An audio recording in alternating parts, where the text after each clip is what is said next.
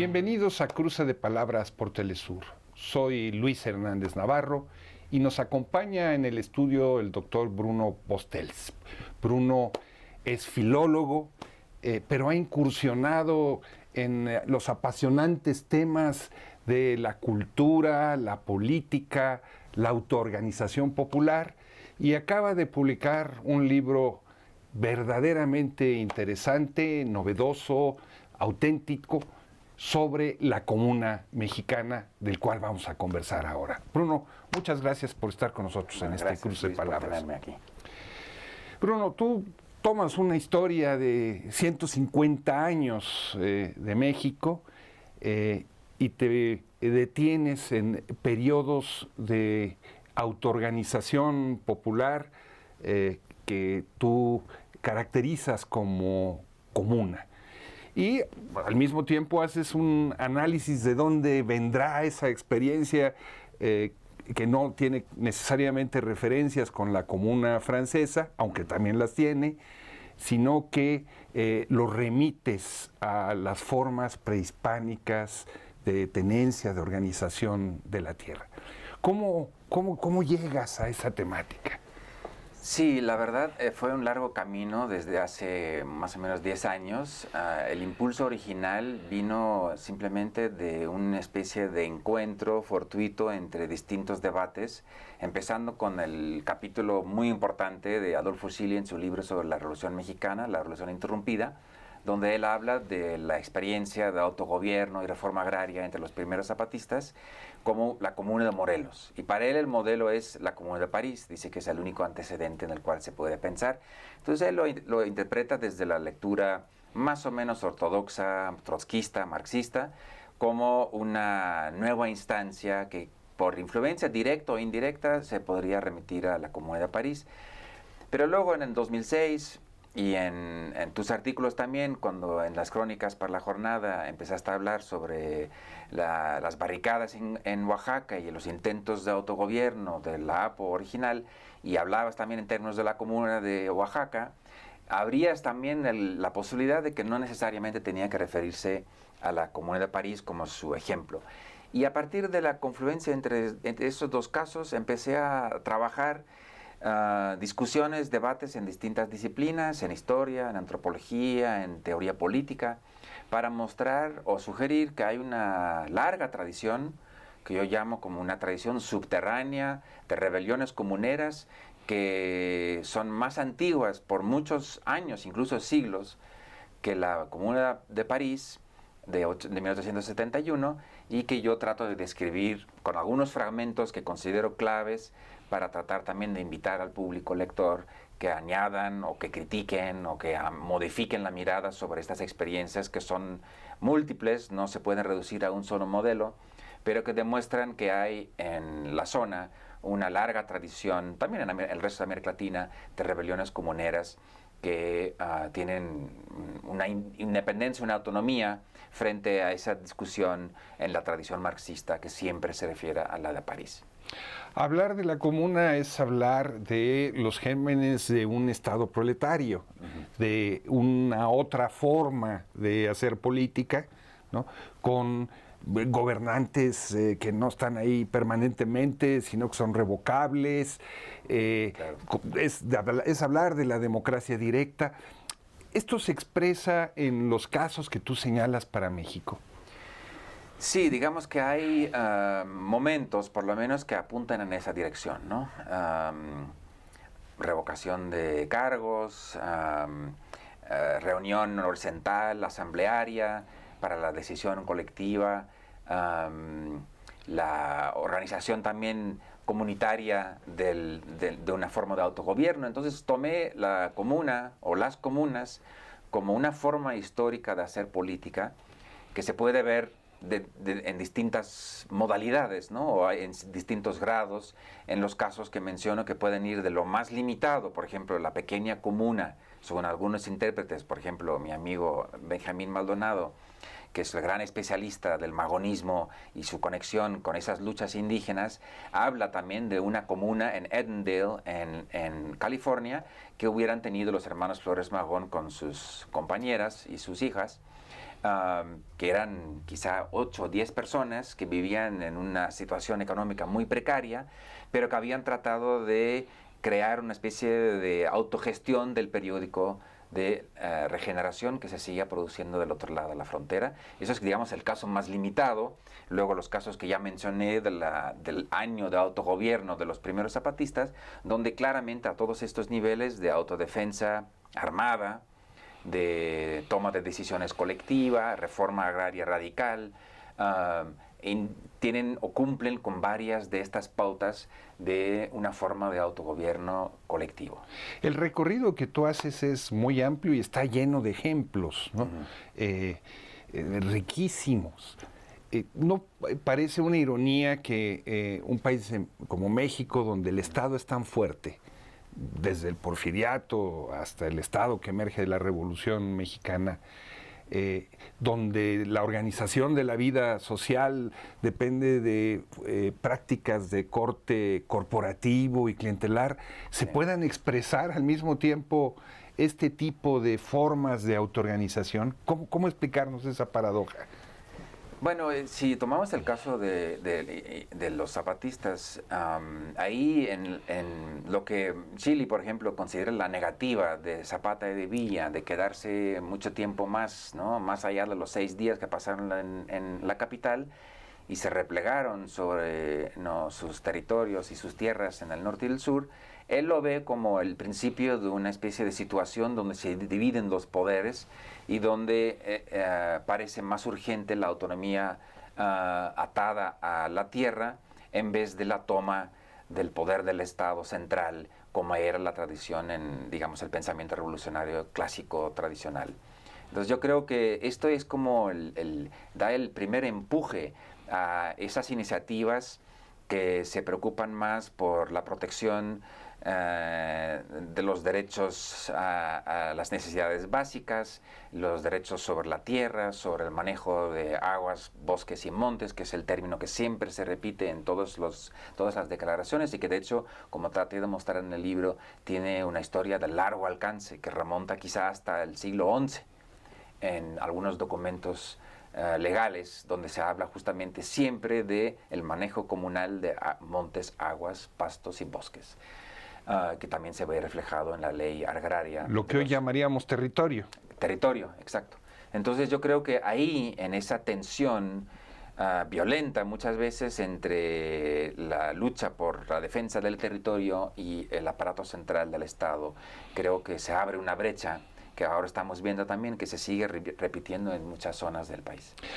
A lo largo de tu libro tú señalas que hay, por supuesto, un memorial de agravios, pero dices, no debemos fundar una reinterpretación de la historia solamente a partir de los agravios. Los agravios son un momento que marca, pero generalmente alrededor de esos agravios hay también estas historias de lucha y de autoorganización, y eso es lo que debemos celebrar, vamos a decirlo así. Sí, ¿Por qué esto? por lo menos como apoyar y también en la producción de conocimiento sobre estas experiencias, ¿no? Dije esto porque efectivamente creo que es casi como el género dominante, desde las canciones tristes hasta los memoriales de agravios, desde la época colonial. Es como un subgénero muy importante para la historiografía mexicana, que se centra muchas veces en la conmemoración de las masacres que acaban con las iniciativas de autogobierno popular y comunitaria en tantos casos. Obviamente se necesita buscar la verdad histórica, la verdadera versión sobre lo que pasó, por ejemplo, con la desaparición de los 43 estudiantes de Ayotzinapa. Al mismo tiempo, uno puede ver que cuando uno se queda en el nivel de la denuncia de los agravios, todavía no hay una división política en torno a los acontecimientos que llevaron a esas desapariciones o la masacre de Tlatelolco del 2 de octubre. Y es otro caso donde también en la historia, en los libros de historia sobre el movimiento estudiantil del 68, muchas veces se empieza o se termina con la masacre del 2 de octubre. olvidándose de los 123 días de movilización estudiantil popular que recorrieron toda la ciudad y llegaron con brigadas a Topilejo y otras zonas, que se pierden cuando hay un consenso por la indignación, por la masacre, pero cuando uno empieza a hablar de esas iniciativas políticas nuevas, entonces ya se empieza a romper el consenso, porque de repente hay gente, sí, tenemos que tener la investigación concreta de los hechos sobre Tlatelolco, sobre Ayotzinapa, esos nombres que en la historia de México se han convertido como en índices de estos momentos constitutivos de violencia, muchas veces estatal, pero que también son, en mi opinión, el índice de movimientos y movilizaciones que están detrás de estas masacres, y que son justamente estas movilizaciones que muchas veces causaron al Estado a intervenir con una represión tan violenta y tan brutal. Bruno, hace ya algunos años que no está muy de moda hablar de comunismo. Sí. Sin embargo, el fantasma del comunismo atraviesa todo tu libro y llegas a afirmar que alrededor de estas experiencias de comuna se atisba la posibilidad de un otro comunismo mexicano. ¿Cómo es eso? ¿Por qué esa actualidad de ese debate?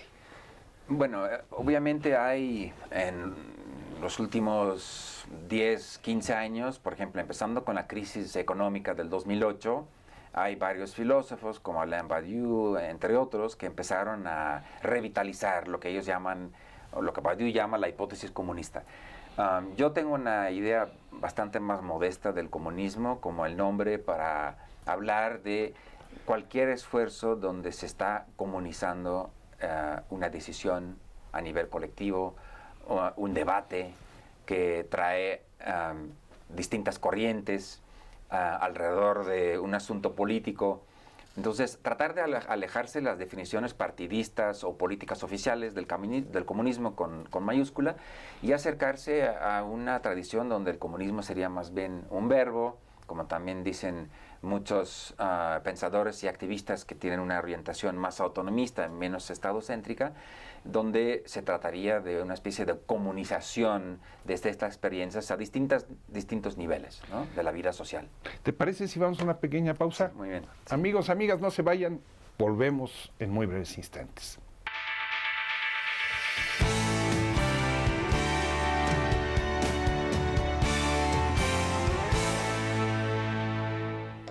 Estamos ya de vuelta en este cruce de palabras, platicando con el doctor Bruno Bostels de la Universidad de Columbia, investigador, profesor, sobre su último libro, La Comuna Mexicana.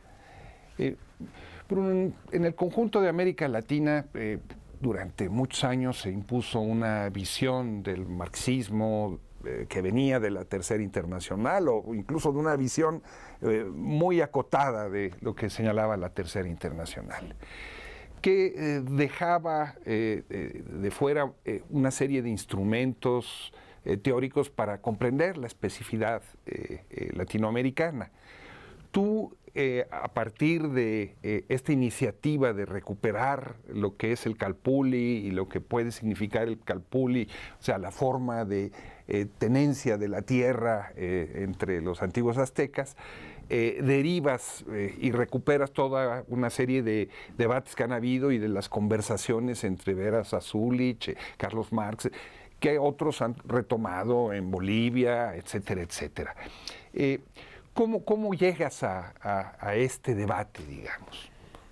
Bueno, en parte es una continuación del trabajo del que también hablamos en otra conversación del libro de Marx y Freud en América Latina, que siempre es la pregunta si Marx, por su mirada eurocéntrica, es capaz de entender las realidades, digamos, periféricas del continente latinoamericano.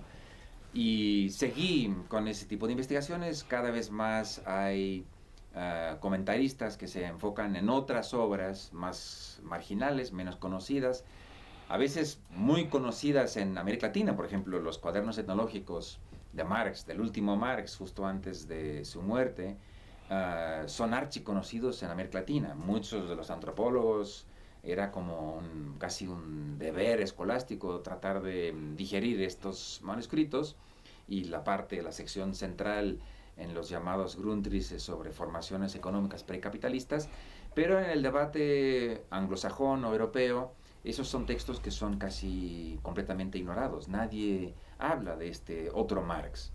Entonces, en el trabajo ahora me enfoqué en la presencia de México en esas investigaciones del último Marx. Y resulta que Marx, que siempre fue un lector voraz, ¿no?, de tratados de antropología, de economía política, de descripciones sobre distintas formas de tenencia de la tierra, también trataba de enriquecer su conocimiento etnológico sobre estas lógicas sociales, económicas y políticas en el mundo incaico o azteca antiguo.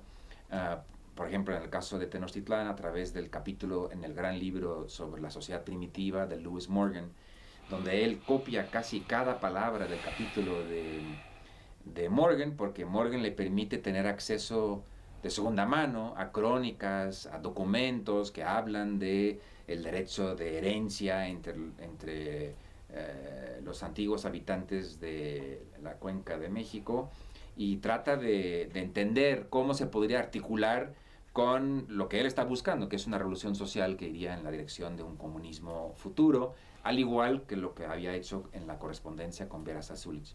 La correspondencia sobre la comuna agraria en Rusia es bastante más conocida que todos los textos que tiene Marx sobre México. Ahora, con las ediciones que se hicieron, por ejemplo, en la vicepresidencia boliviana bajo Álvaro García Linera, también tenemos acceso a varios de estos textos, y yo traté de añadir también una nueva lectura para mostrar o sugerir, en una especie de provocación, que Marx al final de su vida estaba imaginando una villa mexicana al comunismo.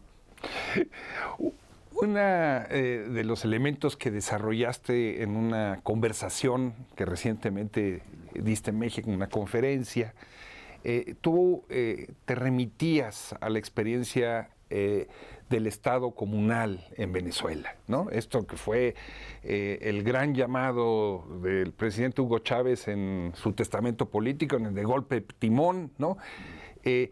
Y no parece como términos antitéticos, contradictorios. ¿Cómo se puede construir un Estado comunal? ¿Hasta dónde tu libro y tus reflexiones sobre la comuna en México te llevan también a pensar eso que está pasando en Venezuela? Sí, eso es un tema al que pensaba dedicar unas reflexiones así preliminares en el epílogo. Finalmente decidí no hacerlo, en parte porque es un debate enorme, donde uno tendría que volver a considerar también los debates de los años 60 y 70 sobre la teoría del Estado. Y efectivamente, hoy en día creo que estamos en un momento donde Estado comunal parece una contradicción en los términos mismos, ¿no? de ese concepto. De todos modos, en esos esfuerzos, por ejemplo, de la educación socialista bajo Lázaro Cárdenas, o los esfuerzos de extender la reforma agraria que se había parado después de la Revolución Mexicana, hay intentos de usar no solamente el aparato, sino el campo de lucha que es el Estado, para ir fortaleciendo estos momentos de autoorganización comunitaria. Entonces, en teoría, no debería ser una contradicción. Y eso fue la gran apuesta de Chávez en su testamento, que quizás se podría volver a fortalecer el movimiento bolivariano desde abajo, desde las comunas, incluso si después las comunas se oponen al Estado chavista. Sin embargo, en muchos de los gobiernos progresistas, no es el caso de Venezuela, Bolivia es otra cosa, porque Bolivia es finalmente un partido formado por movimientos, por sindicatos, pero diera la impresión de que no hay, por parte de estos gobiernos progresistas, la apuesta a construir un contrapoder desde abajo, sino más bien a utilizar las herramientas, los instrumentos del Estado para políticas redistributivas, asistenciales, de equidad social. Sí. ¿Habrá forma en algún momento de que estos dos debates se cruzan?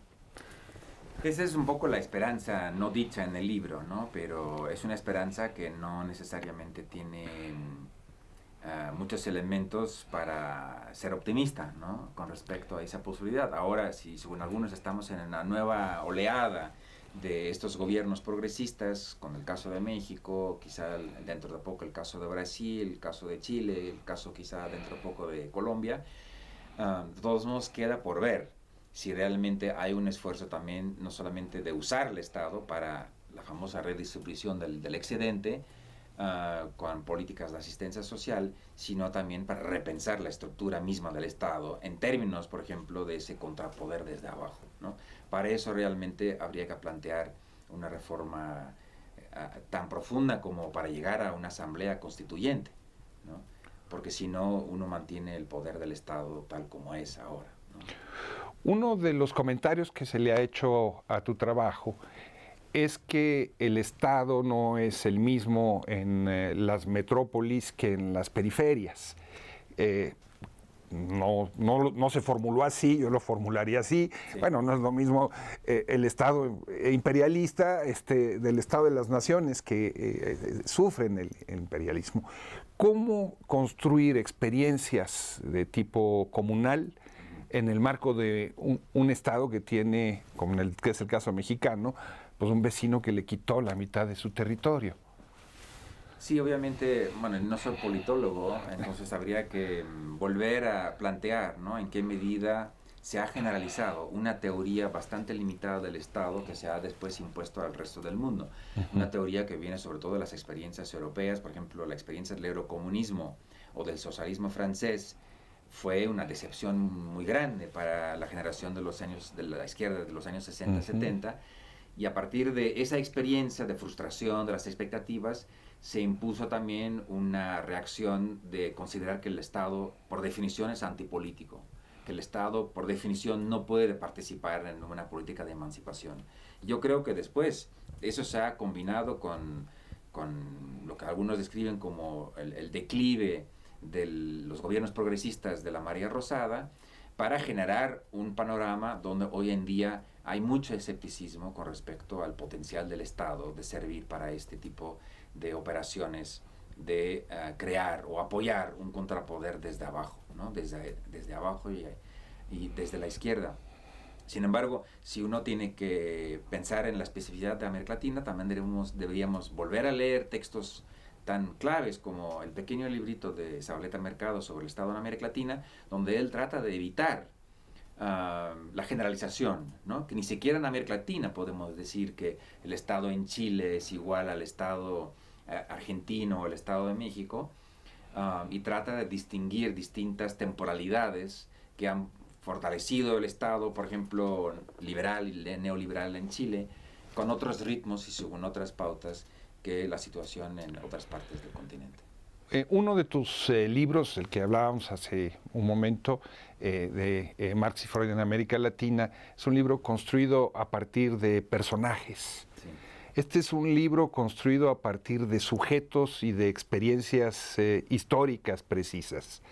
¿Qué tan complicado es desde el punto de vista de escribir, de la escritura de la historia, pasar de una cosa a la otra? Sí, en esos términos sí admito que parece un proyecto completamente diferente, pero en el trabajo porque es un libro escrito más bien sobre momentos casi anónimos, ¿no? Aparecen algunas figuras obviamente centrales de la historia mexicana, pero son simplemente emblemas, son como los nombres que marcan esos episodios, y en el libro aparecen más bien con la referencia al año y a la zona, la ciudad o la región. Entonces hay más bien como una cartografía de estas luchas comuneras, y no una genealogía de ciertas figuras, tanto del pensamiento, por ejemplo, la imaginación melodramática, que es muy importante para el libro de Marx y Freud en América Latina, o figuras como Revueltas o Piglia, que son referentes claves en el otro libro. Pero si uno lo ve a nivel de la escritura, el tipo de trabajo que trato de hacer no es tan diferente, porque son trabajos sobre textos, sobre debates, sobre conceptos, tratar de entender que un mismo concepto, como la comuna, puede significar 2 o 3 cosas completamente diferentes en regiones y en tiempos diferentes.